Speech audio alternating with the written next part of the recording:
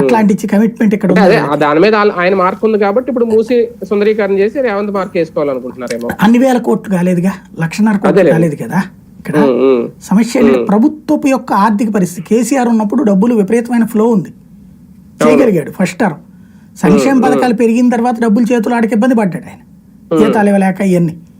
వాటి వల్లే కదా సఫర్ అయింది తను చెప్పిన దళిత బంధు లాంటి ఎందుకు చేయలేకపోయాడు, అందుకే కదా. ఇప్పుడు నీ సూపర్ 6 పథకాలకి డబ్బులు లేవని ఒక పక్కన చెప్తా, 1,50,000 కోట్లు నువ్వు చేయగలవా?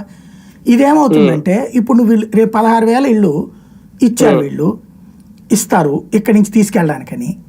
రేపు పొద్దున ఏమైపోతుంది, మధ్యలో ప్రాజెక్ట్ ఆగిపోయింది అనుకోండి, ఈ ప్రభుత్వం దిగిపోయింది అనుకోండి, వీళ్ళు ఓట్ల కోసం వదిలేశారు అనుకోండి, వీళ్ళకి 2 ఇళ్ళు అవుతాయి, ఇక్కడెక్కడ ఉంటుంది అక్కడదక్కడ ఉంటుంది.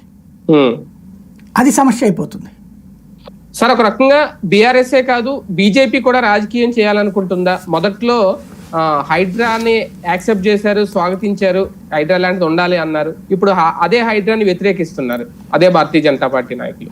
భారతీయ జనతా పార్టీలో భిన్న వాదనలు కనిపించింది నాకు. రఘునందన్ రావు లాంటి వాళ్ళేమో హైడ్రాని స్వాగతిస్తున్నారు, సమర్థిస్తున్నారు, అది రాష్ట్రం ఎక్స్పాండ్ కావాలంటున్నారు. సంజయ్ ఇట్లాంటి వాళ్ళు.